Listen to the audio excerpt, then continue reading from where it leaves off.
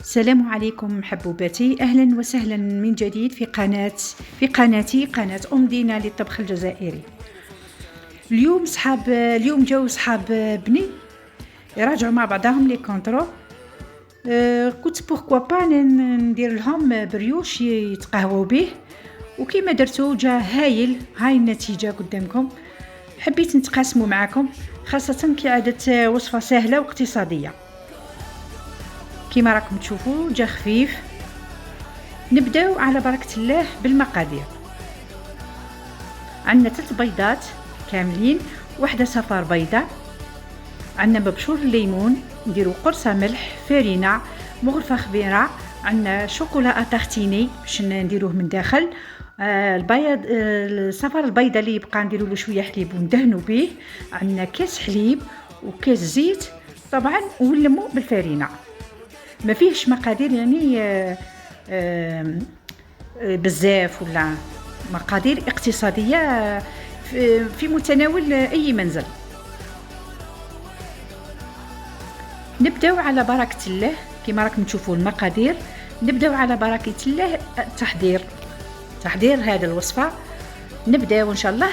عندنا حطوا 3 بيضات كاملين مع صفار بيضاء كما راكم تشوفوا في الصورة واضحة جدا.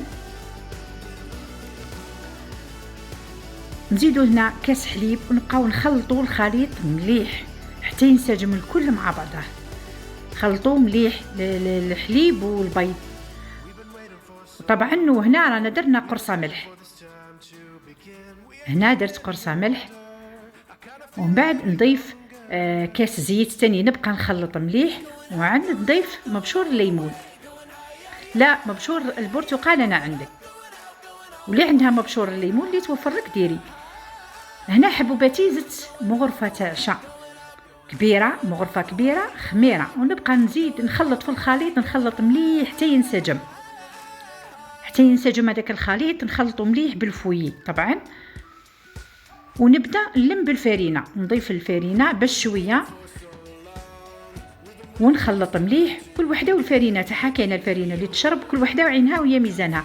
المهم الخليط يكون، العجينه تكون ماشي يابسه بزاف، تجي جاريه.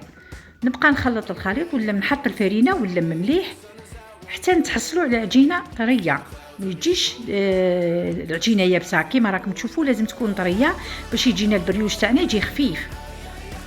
هي تجيها كما راكم تشوفوا تتلاصق في الايد.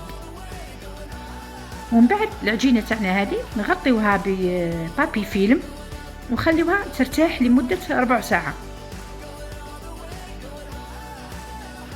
واشاك فوا نديغازيو العجينه تاعنا كل 10 دقائق ولا 15 دقيقه، نعاودو نرجعوا للعجينه تاعنا نديغازيوها مليح، ونعاودو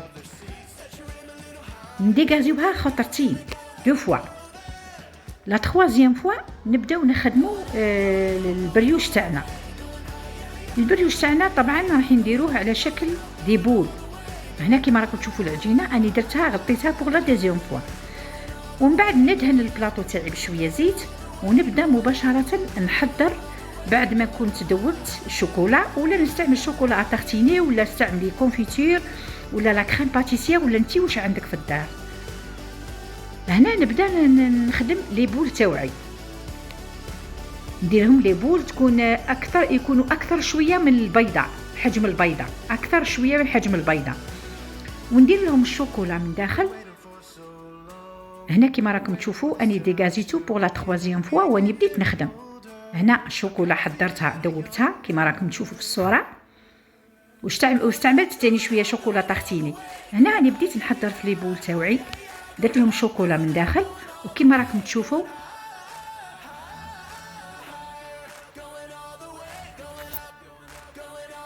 تشوفوا حبوباتي هاي لابول كيفاش تجي الحجم تاعها، وتكون من داخل فيها الشوكولا.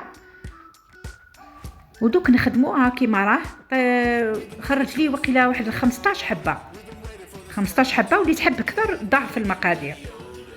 دوك هنا نحطو بعد ما شعلت الفور على 180 درجه، خليه يسخن مليح، نحطو يطيب من تحت، ومن بعد يحمر من فوق، ونحيه ان شاء الله. من بعد دوك تشوفوا النتيجه كيفاش تكون.